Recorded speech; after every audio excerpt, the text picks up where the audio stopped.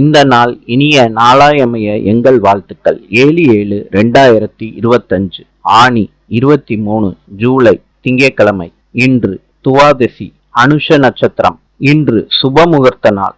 இன்றைய நல்ல நேரம் காலை 9:15 10:15 வரை, மாலை 4:45 5:45 வரை.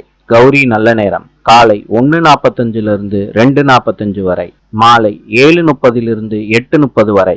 ராவு காலம் காலை 7:30 9 மணி வரை.